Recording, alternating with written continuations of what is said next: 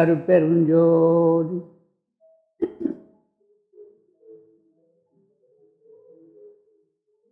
அன்பு ஆன்மநேயம் கொண்ட எனது உயிரில் கலந்துள்ள அன்பு ஆத்ம சகோதர சகோதரிகளே, பெருமானார் அவர்கள்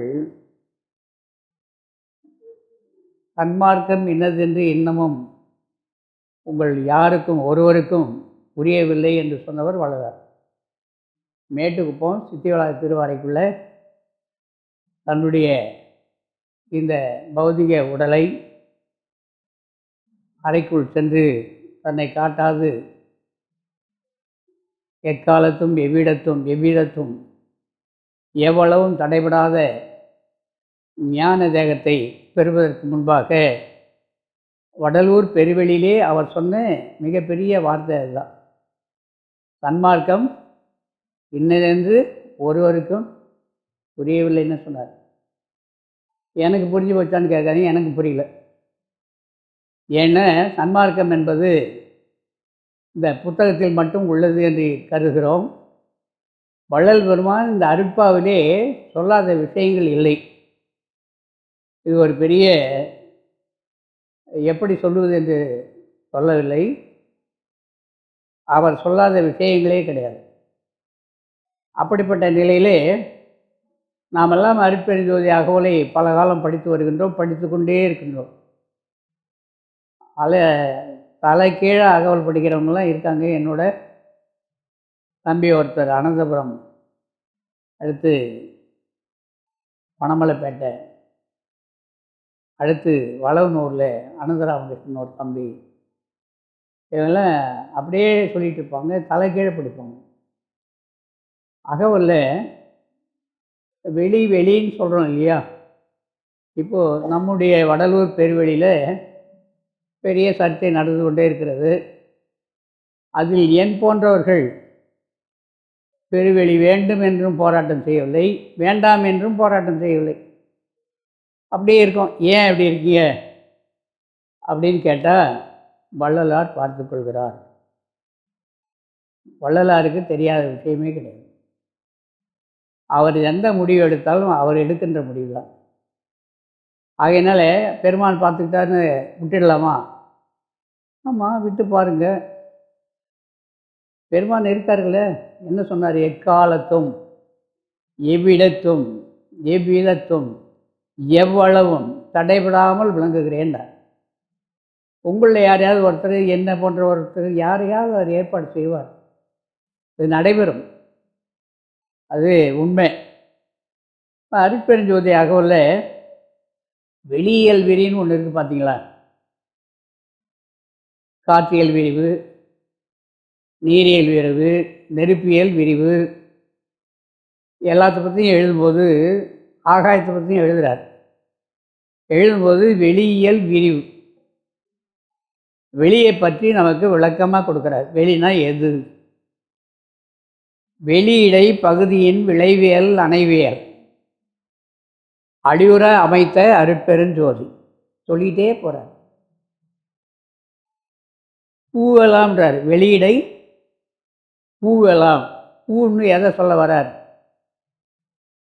பூ என்பதுக்கு வள்ளல் பெருமான் விளக்கம் கொடுத்துருக்காரு. பூதம், பூதம் என்பது, பூ என்பது அலர்ந்தது, மலர்ந்தது, தடித்தது அப்படின்னு கொடுக்குறார். ஒரு செடியில் அரும்பு இருக்குது, எப்படி இருக்கும்? கூம்பிப்போ இருக்கும். அப்படி இருந்தால் அது அரும்பு. அது மலர ஆரம்பிக்கும் போது மலர்ன்னு சொல்கிறோம், அல்லது பூன்னு சொல்கிறோம். அது விரிவடைகிறது. இந்த பிரபஞ்சமும் இந்த பூமியும் கூட அப்படித்தான் விரிவடைந்து வந்ததுன்னு வள்ளல் பெருமானும் எழுதியிருக்காரு. ஆகாயத்திலிருந்து எப்படி உருவானது என்பதை வள்ளல் பெருமான் அனுபவபூர்வமாக எழுதியிருக்காங்க. வெளியிடை பூவெலாம். அணுவை பற்றி இன்றைக்கி நாசாவில் ஆராய்ச்சி பண்ணிகிட்டு இருக்காங்க. வள்ளல் பெருமான் அணுவை பற்றி நிறைய சொல்லிவிட்டார். ஆகாயத்திலிருந்து தான் நாம் அனைவரும் வந்தோம் என்பதை அழகாக எழுதியிருக்கார். அதை எழுதும்போது பூவெலாம்ன்றார். பூன்னா அணுத்திரகள். ஒன்றென இரண்டென, ஒன்று இரண்டென, இவை அன்றென. ஒன்றுமே இல்லாத இருக்கும், ஆனால் எல்லாமே இருக்குது. பூவெல்லாம்ன்றார். விபு அணு, லகு அணு, வால் அணு, கூர் அணு, திட அணு, திரவ அணு, எல்லாத்துக்கும் மேலே குரு அணுன்னு எழுதார். இந்த அணுவெல்லாம் எங்கேருந்து வருது? ஆகாயத்திலே இருக்கின்றது, தண்ணீரில் இருக்கின்றது, மண்ணில் இருக்கின்றது, நெருப்பில் இருக்கின்றது. ஏன் நீங்களும் நானும் கூட அந்த அணுவிலிருந்து தான் வந்தோம். எனக்கு முன்பாக அன்பு தம்பி சொல்லுகின்ற பொழுது அருட்பாவிலிருந்தே மேற்கோள் கொடுத்தார். தந்தை என்பான் ஒருவனுடைய சுகிலிப்பை என்கண் யான் வந்து அமைந்த கனப்போது தொடங்கி கனப்போது வரையில் சொல்லி ஆவி உருவாக ஒளி உருவாக வந்தோம். ஆவி உருவாக ஒளி உருவாக வெற்றிடத்திலிருந்து வந்தோம். அந்த வெற்றிடம் எது? தகப்பனுடைய ஆண் குறியில் வெற்றிடம் இருந்தால் தான் விந்து வெளிவரும். வெற்றிடம் இல்லைன்னா வெளி வராது. மூக்கில் 2 துவாரமும் வெற்றிடம் இருந்தால் தான் மூச்சு உள்ளே போகும். அடைப்பட்டு போச்சுன்னா வாயால் வெற்றிடம் வாய் வழியாக போகும். வாயும் அடித்து போச்சுன்னா காற்று உள்ளே நுழையாது. காற்று நுழையாதுன்னா நம்ம வேலை என்னாச்சு? மூக்கையும் வாயும் சேர்த்து பிடிச்சா என்னாச்சு? அப்போது இந்த காற்று நம்ம எவ்வாறு வந்தோம் என்பதை தந்தை என்பான் ஒருவருடைய சுக்கில பயிலிருந்து வெளியே வரும்போதே வெளியிலிருந்தால் வரோம். வெளி என்பது வெற்றிடம், சூன்யம், ஒன்றுமிடலாத ஒன்று. அதை விளக்கவே முடியாது. ஆனால் அது வெற்றிடம்தான் சிவமே. வெற்றிடமாவது தான் நம்முடைய நிலையே. வள்ளல் பெருமான் வெற்றிடம் ஆகிட்டார். மண் செய்து கொண்ட உலகத்தில் வான் செய்து கொண்டார். வான்னா எது? ஆகாயம். ஆகாயத்தை சுட்டி காட்ட முடியுமா? தொட்டு காட்ட முடியுமா? விலைக்கு சொல்ல முடியுமா? நிறம் சொல்ல முடியுமா? அளவு சொல்ல முடியுமா? அளவு கடந்தது. விஞ்ஞானமே திகைச்சு போய் நிற்குது.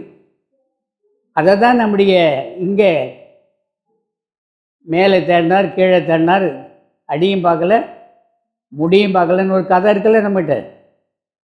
அடி முடி தேடினார்கள் அல்லவா? சிவத்தை தானே. அப்போ சிவம் எங்கே இருக்குது? வெளிதானே. வெளிதானே சிவம். திருமணத்தில் பாருங்கள், பூவெல்லாம் அணுக்கள். வள்ளலார் சொல்கிறார், முதல் பூ வானிடத்தே முதல் பூ விரிய, அதில் மற்றொரு பூ விரிய சொல்லிட்டே வரார். இட்ட 7 பூவும் பெண்ணிடத்தே 4ஆகி ஆணிடத்தே 3ஆகி உரு வந்ததுன்னு எழுதுகிறார். இது எவ்வளோ பெரிய சயின்ஸ்! அந்த 4 7 4 3 சேர்ந்து தான் அந்த உடம்பு வந்தது. வெற்றிடம் இருப்பதால். வெளியிடை பூவெல்லாம் வியப்புறு திரளா. வியப்பு, அந்த வியப்பு சாதாரணமான வியப்பு இல்லை. நீங்கள் வந்தது, நான் வந்தது விந்தையிலும் விந்தை, அதிசயத்திலும் அதிசயம், அற்புதத்திலும் அற்புதம். ஆண்டவர் அருட்பெருஞ்சோதி ஆண்டவர் பெருமான் அவர்கள் பார்த்து அற்புதம் அற்புதமே அருள் அற்புதம் அற்புதமேனார். எவ்வளோ பெரிய அற்புதம்! உங்களுக்குள்ளேயும் எனக்குள்ளேயும் அந்த அருள் இருக்கு. அருள் இல்லைன்னா நீங்களும் இல்லை, நானும் இல்லையே. அந்த அருள் அல்லாத அணு கூட அசையாதுன்னாங்களே. அருள் பெரியில் திரும்புவோர் 5 தொழில் புரியும் சொன்னாரே. அருள் இல்லைன்னா ஒன்றுமே இல்லையே. ஆக அந்த அருள் எங்கே இருக்குது? வெளியில் இருக்குது. அது சாதாரண வெளியில், பெருவெளி. வெளி எங்கே? சைவ மதத்தில் சிவை நமன்னு சொல்ல வராங்க. சென்ற வாரம் ஞாயிற்றுக்கிழமை இதுதான் பேசினோம். நம்முடைய உடல் பகுதியில் அதுதான் அந்த ஞானம் பூர்வ ஞானம். வள்ளல் பெருமான் நம்மை கொண்டு வந்தது உத்தர ஞானம். பூர்வ ஞானம் சிதம்பரம், உத்தர ஞானம் வடலூரில் இருக்க பெருவெளியில் இருக்க ஞான சபை. அதன் உள்ளே காண்பிக்கப்படும் ஜோதி. நம்ம உத்தர ஞானம் பூர்வ ஞானம். அங்கே திருமந்திரம் சொல்வது பூர்வ ஞானம். இந்த சிதம்பரம் என்பது பூர்வ ஞானம். இந்த உடலிலே நம சிவய, இந்த சொல்லலாம் எதை குறிக்கும்? நான் என்ற சொல் நம்முடைய ஆண் பெண் குறியிலே உருவாகக்கூடிய ஒரு எழுத்து போன்ற ஒரு வடிவம். சென்ற வாரம் சொன்னேன், ஆணுக்கு பெண்ணுக்கு அந்த இடத்துல உள்பகுதியிலே ஒரு கிளாண்ட், ஒரு உறுப்பு இருக்கு. அது நா. தொப்புள் பகுதியிலே மா, அடுத்து சி, அடுத்தது தொண்டை பகுதியில் வா, உருவ மையத்தில் யா. 3 கோடுகள் யா. வலது சுவாசம், இடது சுவாசம், நடுவில் இருக்கிற சுவாசம். வள்ளல் பெருமான் இதை அனுபவித்தவர். சிவைய நம, நம சிவைய மாற்றி மாற்றி சொன்னது உடலுக்குள்ளே இருக்கிற தத்துவத்தை தான். அதுதான் சிவைய நமன்னு சொன்னாங்க. வேறு ஒன்றும் அல்ல, நம்முடைய உடல் தத்துவத்தை சொல்ல வந்தார்கள். மண் பகுதி, நீர் பகுதி, நெருப்பு பகுதி, ஆகாய பகுதி. எது ஆகாயம்? நெற்றி தான் ஆகாயம். ஏன் அது ஆகாயம் சொன்னார்? பிராணன் அங்கேதான் உற்பத்தி செய்யப்படுகிறது. பிராணன் என்றும், அறிவிடம் என்றும், முச்சுடர் என்றும், முச்சந்தி மூலம் என்றும், சிற்சபா அங்கம் என்றும், விந்து என்றும், வெளி என்றும் சொன்ன இடம் எது என்றால் நெற்றிக்குள்ளே. இதுக்கு மேலே வேறு யாராவது சொல்லுவாங்களா? அங்கே பார்த்ததை ஞான சபையிலே ஜோதியாக கட்டி காண்பித்தார். வடலூரில் மேட்டுக்குப்பத்திலேயே சொன்னார். அங்கே நாம் கொஞ்சம் பேர் நின்று தான் பார்க்க முடியும்.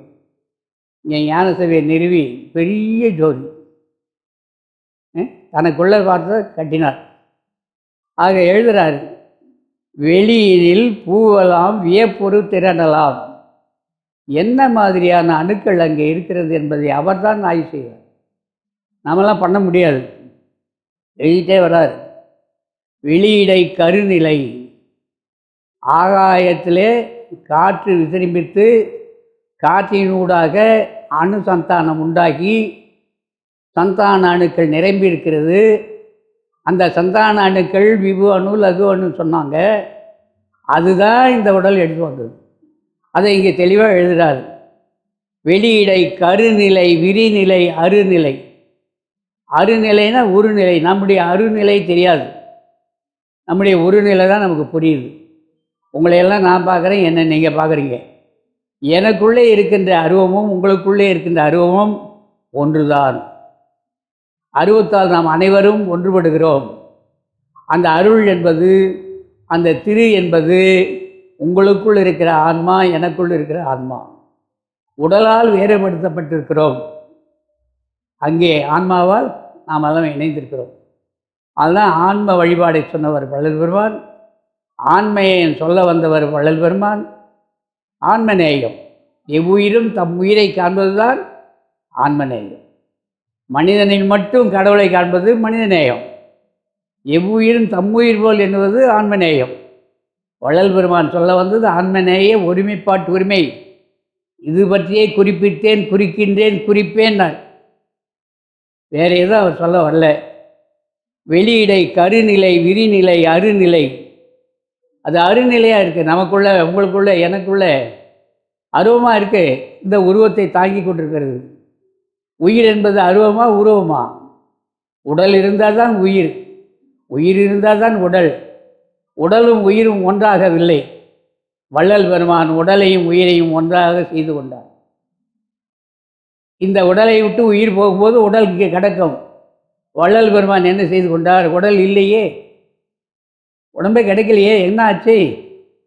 ஆன்ம பிரகாச ஒளி அணுவாக தன்னை மாற்றி கொண்டார்.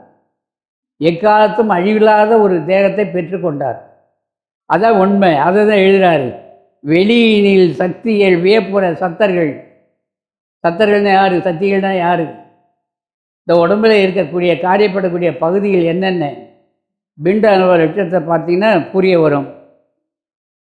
வெளியிடை பலவே விரித்து, இந்த நெற்றிக்குள்ளே வெளியில் போய் பார்த்தோம் சொன்னால் நெற்றிக்குள்ளே நடக்கக்கூடிய சங்கதிகள் ஒன்றல்ல இரண்டல்ல, நிறைய எழுதுகிறார் பெருமான். வெளியிடை உயிரியல் வித்தியல். வெளியிடை உயிரியல் வித்தியல். வித்து எங்கே உருவாகுது? உருவமையத்தில் தான். ஏன் அண்டத்தில் பிண்டம், பிண்டத்தில் அண்டம் எது? எழுதுகிறார் வள்ளார். இந்த உடம்பை ரெண்டாக பிரிக்கிறார். கழுத்து கீழே பிண்டம், கழுத்துக்கு மேலே அண்டம். அண்டத்தில் பிண்டம் உருவ மையம்.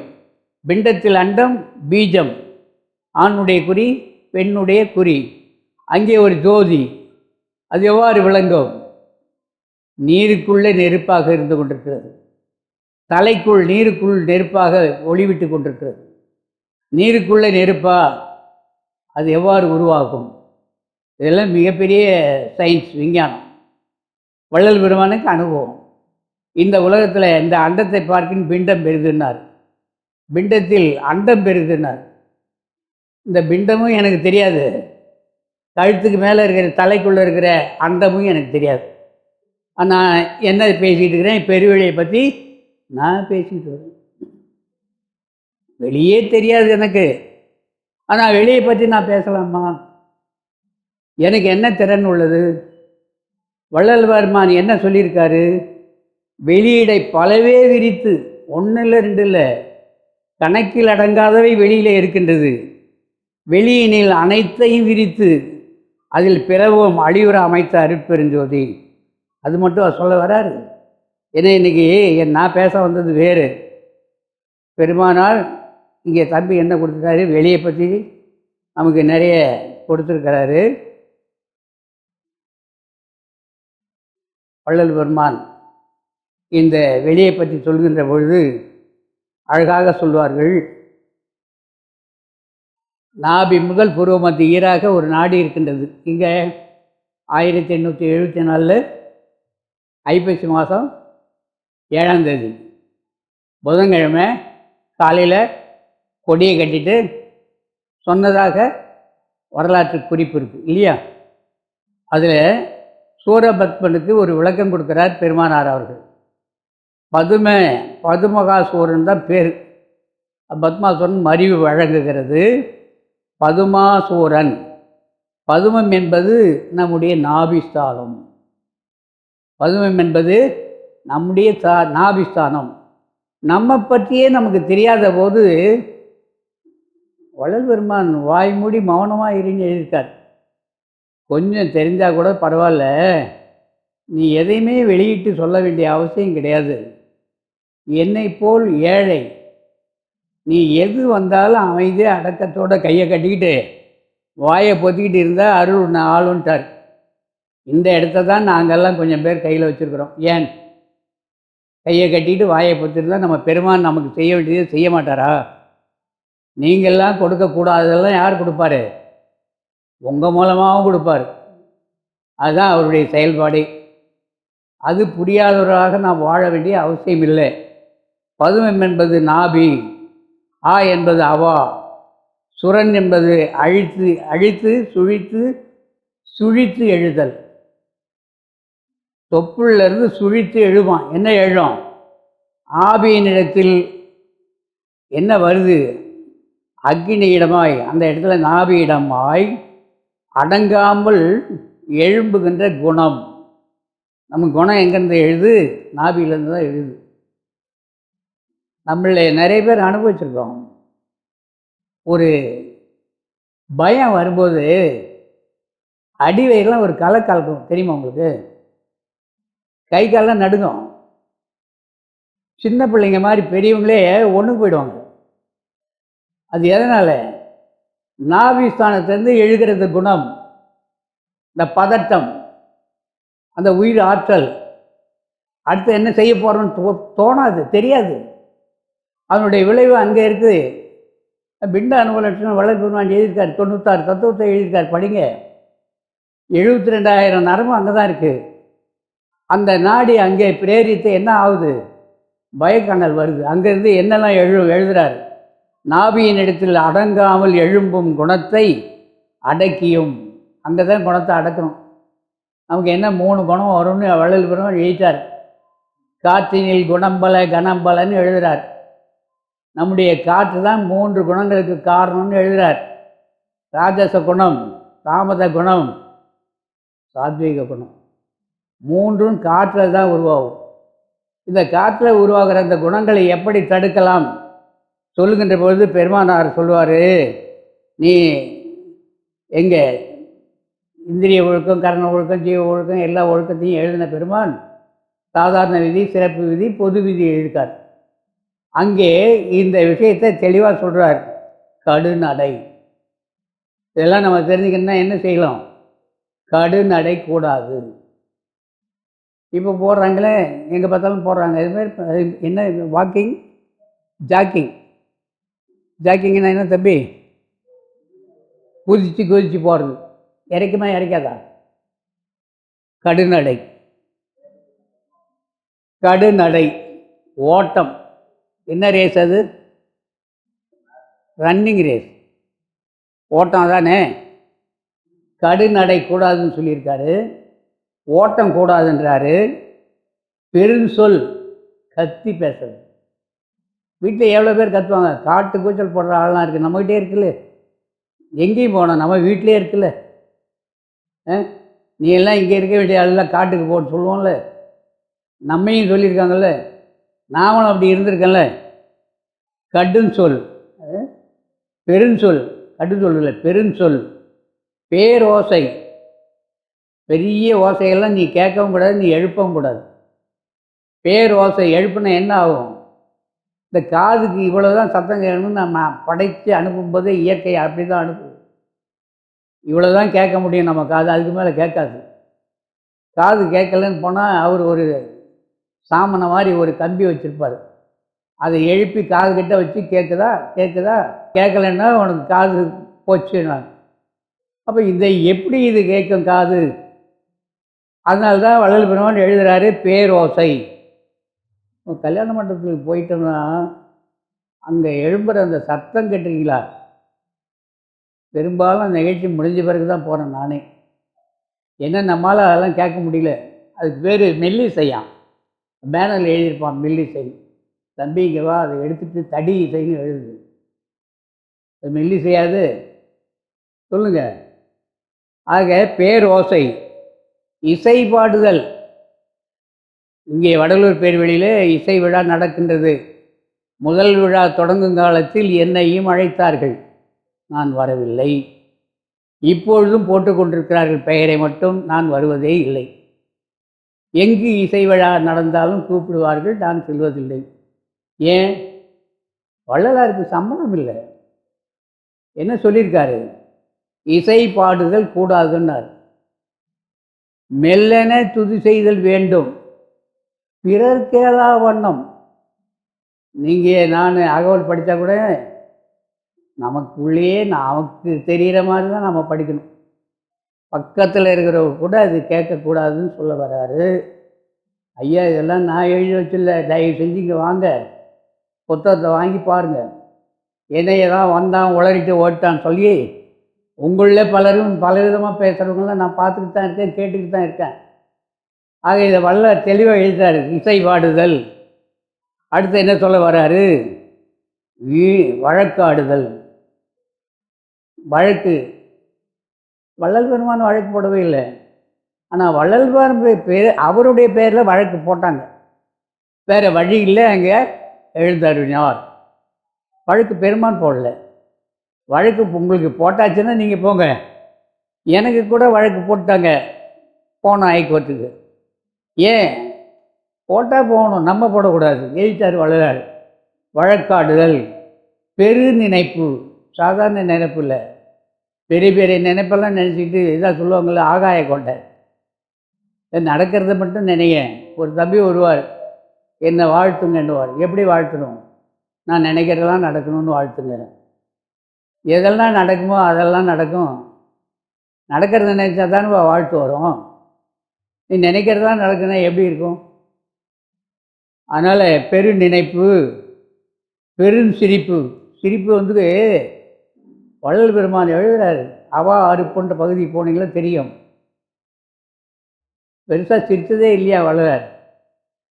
இங்கே என்ன சொல்ல வராங்க? சிரித்தால் என்ன நடக்குன்னு எழுதுகிறாங்க. வாய் விட்டு சிரித்தால் நோய் விட்டு போகும், அப்படி ஒரு பழமொழி இருக்குல்ல. இங்கே என்ன சொல்ல வள்ளலார் முழுக்க எல்லாத்துக்கும் எதிர்ப்பு தெரிவிக்கிறார்னா, நம்ம பெருமான்கிட்ட எப்படி தான் வர்றது? வாய் விட்டு சிரித்தால் நோய் விட்டு போகும்னு சொல்லி சிரிக்க கற்றுக் கொடுக்குறாங்க. இவர் என்னென்ன சிரிக்காதன்றாரு. நம்ம அதை கேட்பதா இதை கேட்பதா? வள்ளல் பெருமானுடைய நிலை என்ன? அப்போ அந்த நிலைக்கு போகும்போது அவர் சொல்வது தான் நம்ம கேட்க முடியும். எழுதுகிறார், பெரும் சிரிப்பு, பெரும் துயர், எந்நேரமும் ரொம்ப பெரிய கஷ்டம், அதை நினச்சி நினச்சி நினச்சி பெரும் துயர், இதெல்லாம் அடையாது. ஏன்னா உன்னுடைய ஆன்மா இனி அறிந்து கொள்ள முடியாது, இதெல்லாம் உனக்கு தடையாக வந்துடும். மிகு பார்வை, மிகு பார்வை தான் இன்றைக்கி எல்லா இடத்துலையுமே. நம்ம பாக்கெட்டில் வச்சுருக்குறோம், என்னுடைய பையில் இருக்குது, இந்த மொபைல்னு ஒன்று வச்சுருக்குறோம் இல்லைங்களா, அது என்ன பார்த்துக்கிட்டே இருக்கிறோம்ல. ஒவ்வொரு வீட்டுக்கும் போங்க, பிள்ளைங்க கையில் பூரா அதான் உட்காந்துருக்கு. வாங்கன்னு சொல்லிவிட்டு அவங்க அங்கே போய் டிவியில் இருப்பாங்க. இந்த பக்கம் எங்கன்னா அது அப்பா அங்கே இருக்கான்ட்டோம், அவன் ஒரு மொபைல் வச்சுருக்கான். அவங்கள போய் அப்பாவை கேட்டால் அம்மா அப்பா பார்த்தீங்களா அதுவும் அங்கே இருக்காங்க. அங்கே போய் பார்த்தா அது மொபைல் இருந்துன்னு அதுவும் அக்கா இருக்கா அதை கேளுங்க. யாருமே நிமிர்ந்து பார்த்து பேசுகிறதே இல்லை. எல்லாமே எதில் இருக்கிறாங்க? மிகு பார்வையிலே தான் இருக்காங்க. மிகு பார்வை எங்கே பார்க்கணுமோ அங்கே பார்க்கணும். பார்க்க பசுமரத்தாணி போல் பார்க்க. எந்த இடத்த பார்க்க சொல்லியிருக்காரு? நெற்றியை பார்க்க சொன்னார் வள்ளல் பெருமான். கருத்திலே கருதி வழிபாடு செய்யின் கருத்தின் கண் கடவுளுடைய அருள் வெளிப்பட்டு விளங்கும் சொன்னவர் யாரு? வள்ளலார். கருத்து உருவாகிற இடத்த நெற்றிக்குள்ளே போய் நினைவு நிறுத்து, கருத்தை அங்கே பாரு. முகத்தில் கண் கொண்டு காண்கின்ற மூடர்கள் அகத்தில் கண் கொண்டு காண்பதே ஆனந்தம். தாய் தன் மணாளனோடு ஆடிய சுகத்தை சொல்லென்றால் சொல்லுமாறு எங்கனே. உனக்கு எங்கே இருக்கு ஆனந்தம்னா நெற்றிக்குள்ளே பாரு, அங்கே தான் இருக்குது விஷயமே, அங்கே தான் பெருவெளி, அங்கே போ. நேற்று ஒருத்தர் ஒரு கேள்வி கேட்குறார், வெளிக்குள் வெளிக்கடந்து சும்மா இருக்கும் சுகம்னு சொன்னார். வெளிக்குள் வெளியா உள்வெளியா கேள்வி. ஐயா நான் இன்னும் வெளியே போகல. முதல்ல உங்களுக்கு தினம் வெளியே போகிறீங்களா பாருங்கள். இந்த கேள்வியெல்லாம் வெளியே போகிறவங்க கேட்குற கேள்வி. மலச்சிக்கல் வந்துடும், மனசில் பல சிக்கல்கள் வந்துடும். அதனால தான் வள்ளலார் மலஜல உபாதிகள் கிரமமாக கழிங்கன்னார். மனநிலை பாதிக்கப்பட்டவங்களுக்கெல்லாம் டாய்லெட் போகவே மாட்டாங்க. நீங்கள் ஊன்றி விசாரிங்க. மலஜல உபாதியை சரியாக கழிக்காதவங்க தான் மனநிலை பாதிக்கப்பட்டிருப்பாங்க. வெளியே போக மாட்டாங்க. போகாதவங்களுக்கு மனம் பாதிக்கப்படும், மனநிலை பாதிக்கப்படும். தினம் காலையில் வெளியே போயிட்டீங்கன்னா மனநிலை நன்றாக இருக்கும், சுகமாக இருக்கும், மனசு சந்தோஷமாக இருக்கும். அதனால தான் மலஜல உபாதிகளை கிரமமாக கழிக்க வேண்டும்னார் பெருமாள். எதை விட்டு வச்சார் அவர்? எழுதுகிறாரு, மிகு பார்வை, ஊன்றி கேட்டல். காதுக்கு வர்றதை மட்டும் கேட்டால் போகிறோம், ஊன்றி கேட்காதீங்க. அது என்ன தான் அப்படி அந்த காதை அப்படி விட்டு பார்த்துக்கிட்டே இருக்குது. அந்த மாதிரி ஊன்றி கேட்டல் வேணாம்.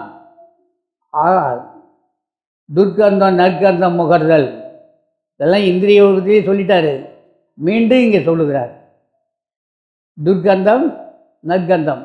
நல்ல வாசனைன்னு முகராத, இது கெட்ட வாசனைன்னு நீ எட்ட போவாத. அந்த மூக்கை கொஞ்சம் திருப்பு, நீ சொல்லுவது மூக்கு கேட்குற மாதிரி பழக்கு. அது துர்க்கந்தம் நற்கந்தம் முகர்தல். சுவை விரும்பல், டேஸ்ட்டுக்கு செய்யாத. பேருண்டி, நல்லா இஷ்டத்துக்கு எல்லாம் ஒரு கட்டு கட்டுறது பேருண்டி வேணாம். எழுதுறார், பெரும் தூக்கம், தூக்கம் தூக்கம் தூக்கம் தூக்கம், எந்நேரமும் தூங்கினே இருக்கு, இது வேணான்னு வள்ளலார். பெருந்தூக்கம், வீண் செயல். நீ செய்கின்ற செயல் உனக்கு சாதகமா, உன்னை சார்ந்தவர்களுக்கு சாதகமா, அல்லது உனக்கு பாதகமாக விளையுமா, அல்லது உன்னை சார்ந்தவர்களுக்கு பாதகமாக விளையுமா, இதெல்லாம் பார்த்துக்கொள். வீண் செயல், பெருமுயற்சி. ஒரு முயற்சியில் இறங்கு, பெருமுயற்சி வேணாம்.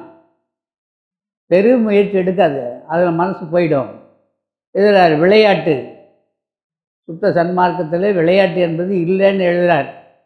இப்போ விளையாட்டு நிறைய இருக்குது இல்லைங்களா? இது தன்னை அறிவதற்கு செல்லுகின்றவருக்காக எழுதின உரை நடையல் வள்ளல் பெருமான் சொன்ன உரைகள். அடுத்து எழுதுகிறாரு, சயன உணர்ச்சி.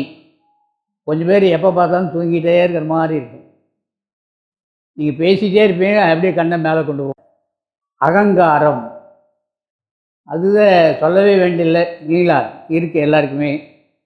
பேரோசை, இடம்பம், உலோபம் கொடுக்காமல் இருக்கிறது, தங்கிட்ட இருந்தும் இல்லைன்னு சொல்லுவது, கோபம் கொள்ளுதல், மோகம் கொள்ளுதல், மதம் பிடித்தல், இவை முதலிய தேகேந்திரிய கரண குற்றங்கள் அடையாமல் இருந்தால்தான் இந்த பெருவெளிக்கு போக முடியுமா?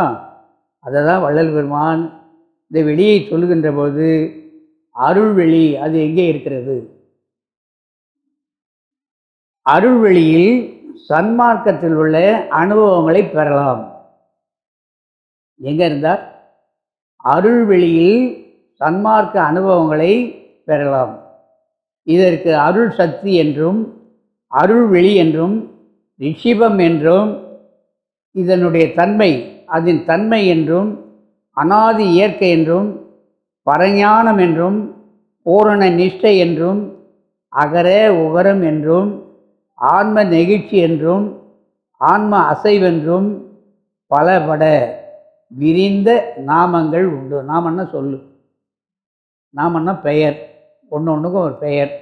நம்முடைய உடல் பகுதியிலே ஒன்று ஒன்றுக்கும் பெயர். நான் சொன்னேன் இல்லைங்களா, நமசிவாயன்னு. நான் எங்கே இருக்குது, மா எங்கே இருக்குது, சி எங்கே இருக்குது, வா எங்கே இருக்குது, ஏன் எங்கே இருக்குது, அப்படித்தான் அவங்க நமசிவாயின்னு சொன்னாங்க. ஆனால் நம்ம வெளியில் நமசிவாயின்னு சொன்னால் என்ன கிடைக்கும்? நான் இருக்கிற இடத்துல நமக்கு என்ன வந்தது? வள்ளலார் பிண்ட அனுபவ லட்சணத்தை நன்றாக படித்து ஆய்வு செய்யணும். அது கீழே இருந்து மேலே போகிற முறையே அந்த சிதம்பரம் பூர்வ ஞானத்திலே சொல்லப்பட்ட கருத்து. ஆனந்தம் என்பது சதா சந்தோஷத்தோடு கூடி எதிரிட்ட ஜீவர்களை திருப்தியால் சந்தோஷப்படுத்தி தான் அதிசயமின்றி நிற்றல். இவ்வளவு சொல்லி வள்ளல் பெருமான் இந்த வெளியினுடைய அனுபவங்களை தெளிவாக எழுதுகிறார். வெளி எங்கே? இப்போ நம்ம எல்லாருமே என்ன பண்ண போகிறோம்? இந்த வெளியினா என்னன்னு கொஞ்சம் வள்ளல் பெருமான் சொல்லியிருப்பதை பார்க்கலாம். நானும் நீங்களும் சேர்ந்து பார்க்குறோம்.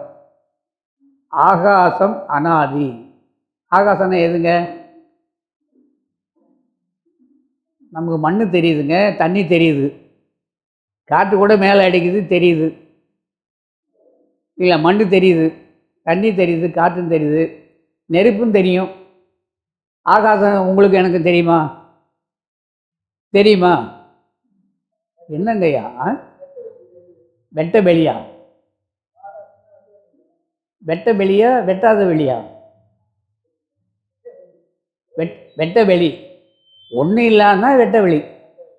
இங்கே இருக்கிறீங்க, நீங்கள் நானும் உட்காந்துருக்குறோம், இவ்வளோ பேரும் சகோதரி உட்காந்துருக்கோம். இது ஒரு வெளிக்குள்ளே தான் உட்காந்துக்கிறோம். அத்தனை பேரும் எழுந்து இந்த படி வழியாக மாடிக்கு மேலே போகிறோம்.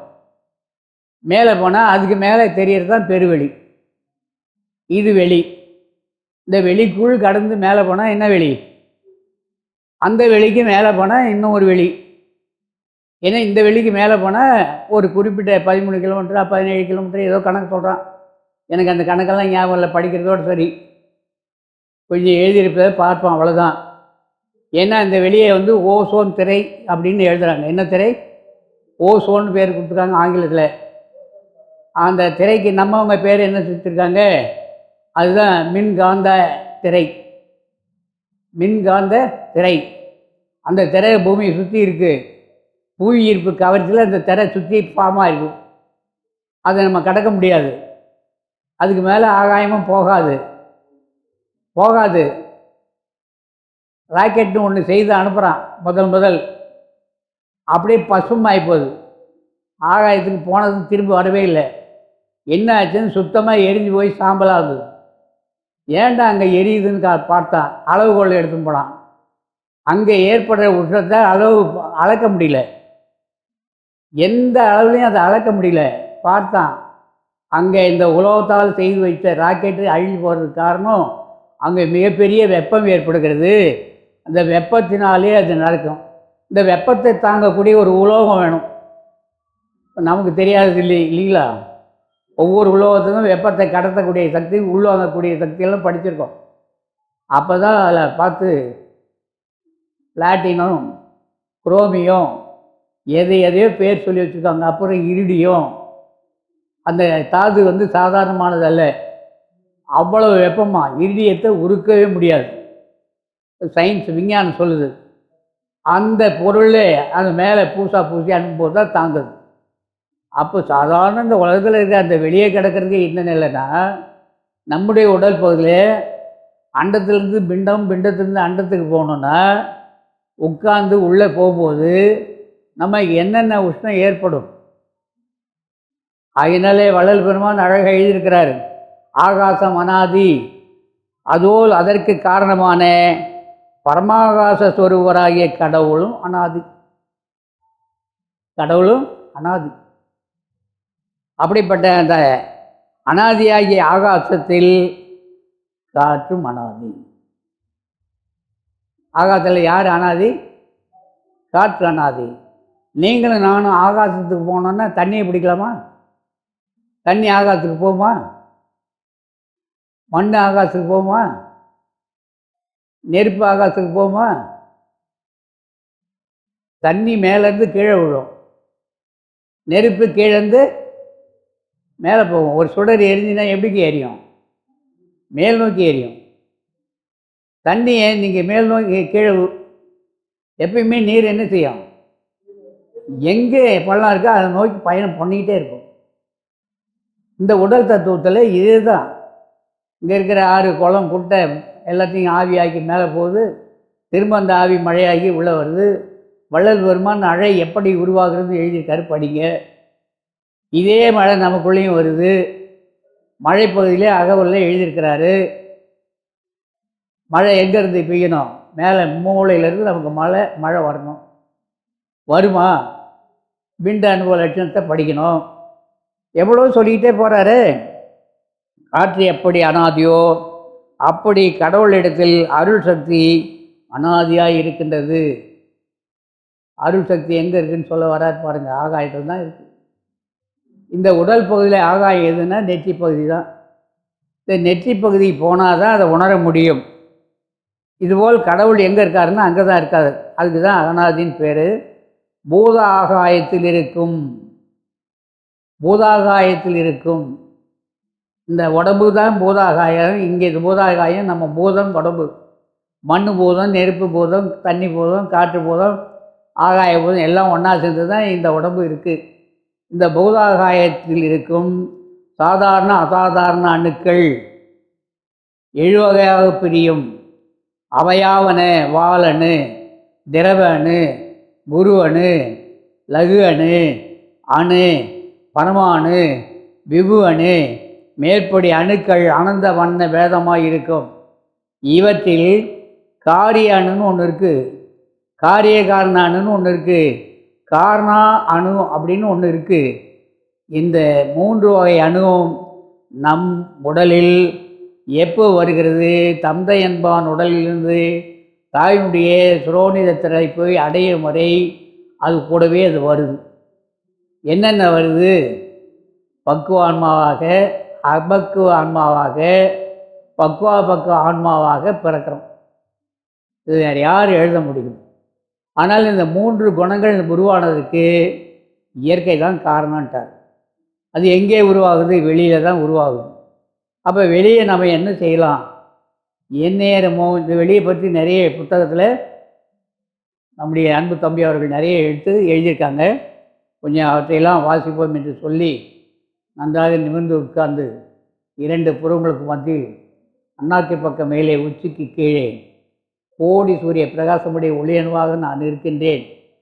நான் இந்த உடல் அல்ல என்று நெற்றிக்கு உள்ளாக நினைவை நிறுத்தி உச்சிக்கு கீழே உண்ணாக்குக்கு மேலே நித்தம் வைத்த விளக்கு எரியுதடி, அச்சுள்ள விளக்கு அது வாழைப்பெண்ணே அவியாமல் எரியுதுன்னு ஒருத்தன் சொன்னான். அவர் பார்த்து சொன்ன அந்த உண்மையை வள்ளல் பெருமான் சபை என குலமென தான் அமர்ந்து எனக்கு அபயம் அளித்தது ஒரு அருட்பெருஞ்சோதின்னு சொல்லி ஞானசூரியை கட்டி காண்பித்தார். நாம் அந்த ஒளியை நம்முடைய நினைவிலே கருத்திலே கருதி வழிபாடு செய்து வந்தால் கருத்தின் கண் அருட்பெருஞ்சோதி ஆண்டவரின் அருள் வெளிப்பட்டு விளங்குமென்றும், அவ்வாறு வெளிப்பட்டு விளங்க விளங்க வாழ்க்கையில் நமக்கு ஏற்படும் பயம் பூஜ்யமாகும். நோயற்ற நல் உடல் வாய்க்கும். முதுமையிலும் இளமையாய் இருக்கலாம். முயன்றால் எக்காலத்தும் எவ்விடத்தும் எவ்விதத்தும் எவ்வளவும் தடைபடாமல் வாழ்கின்ற ஒப்பற்ற பெரிய வாழ்வை அடைய முடியும் என்று வள்ளல் பெருமான் எழுதி அருளியிருக்கின்ற சத்திய வாசகத்தில் நம்பிக்கை கொண்டு கடவுள் வழிபாடு செய்வோம். அருட்பெருஞ்சோதி அருட்பெருஞ்சோதி அருட்பெருஞ்சோதி.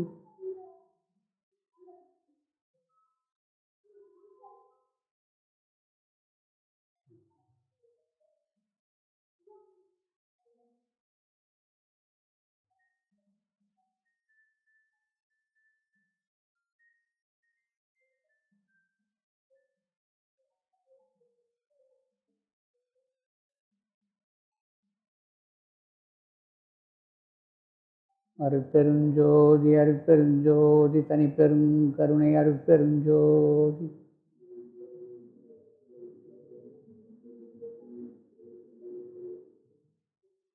அன்பு உள்ளங்களே, சுத்த சன்மார்க்க நிகழ்வுகளுக்காக வள்ளல் பெருமானுடைய பெருங்கருணையினாலே லட்சுமி சந்திரன் அறக்கட்டளை நிறுவி மாதந்தோறும் சொற்பொழிவு நடந்து கொண்டிருக்கிறது.